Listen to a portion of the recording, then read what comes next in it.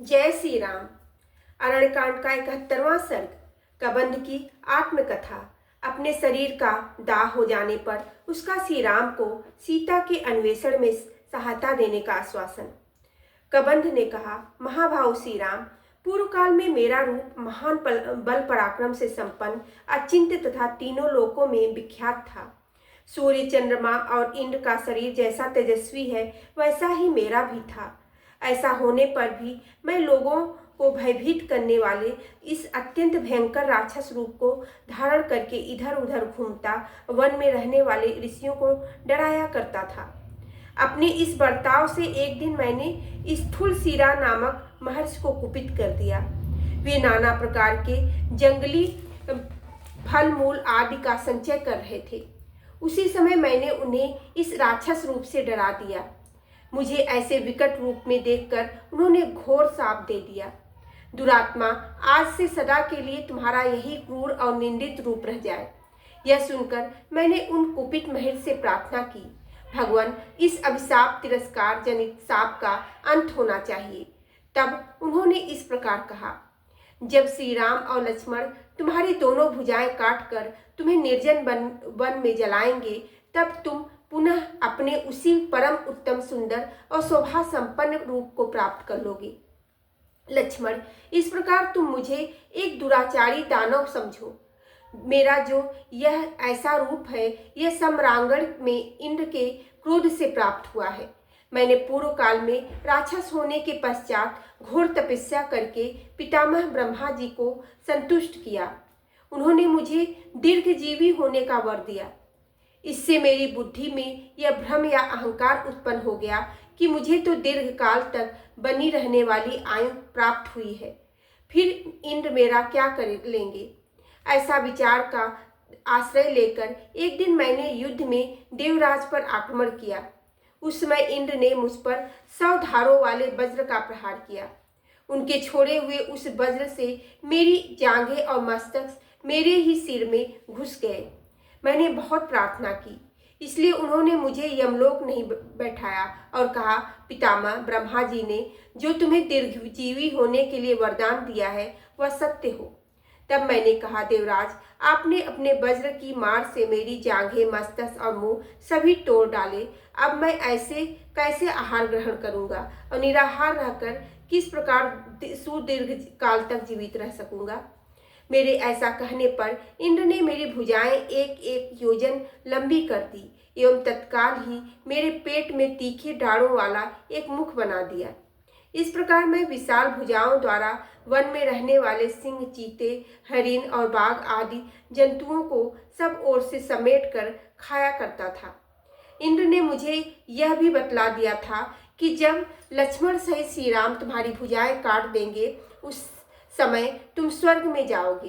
तात राज शिरोमणे, इस शरीर से इस वन के भीतर में मैं जो जो वस्तु देखता हूँ, वह सब ग्रहण कर लेना मुझे ठीक लगता है।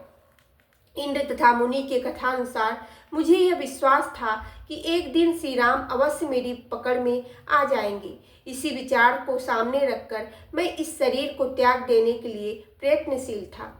रघुनंदन, अवश्य ही आप श्री राम हैं। आपका कल्याण हो। मैं आपके सिवा दूसरे किसी से नहीं मारा जा सकता था। यह बात महर्षि ने ठीक ही कही थी। नरश्रेष्ठ, आप दोनों जब अग्नि के द्वारा मेरा दाह संस्कार कर देंगे, उस समय मैं आपको बौद्धिक सहायता करूंगा। आप दोनों के लिए एक अच्छे मित्र का पता बताऊंगा। उस दानव के ऐसा कहने पर धर्मात्मा श्री रामचंद्र जी लक्ष्मण के सामने उससे यह बात कही, कबंध, मेरी यशस्विनी भार्या सीता को रावण हर ले गया है। उस समय मैं अपने भाई लक्ष्मण के साथ सुखपूर्वक जन स्थान के बाहर चला गया था। मैं उस राक्षस का नाम मात्र जानता हूँ, उसकी शक्ल सूरत से परिचित नहीं हूँ। वह कहाँ रहता है और कैसा उसका प्रभाव है, इस बात से हम लोग सर्वथा अनभिज्ञ हैं।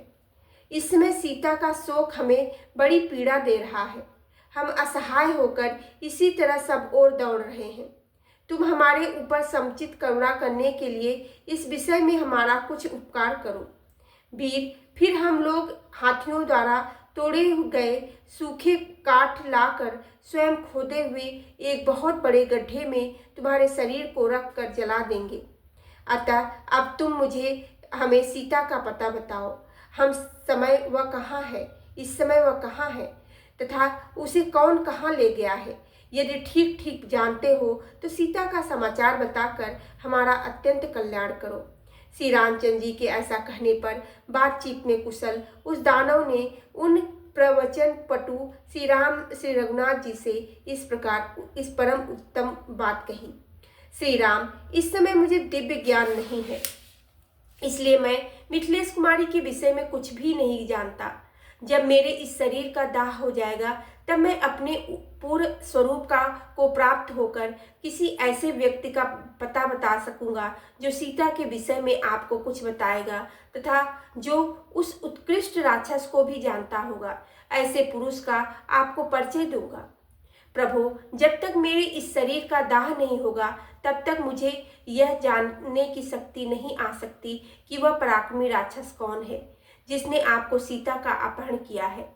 रघुनंदन, साप दोष के कारण मेरा महान विज्ञान नष्ट हो गया है। अपनी ही करतूत से मुझे यह लोक निंदित रूप प्राप्त हुआ है। किंतु श्री राम, जब तक सूर्यदेव अपने वाहनों के थक जाने पर अस्त नहीं हो जाते तभी तक मुझे गड्ढे में डालकर शास्त्रीय विधि के अनुसार मेरा दाह संस्कार कर दीजिए।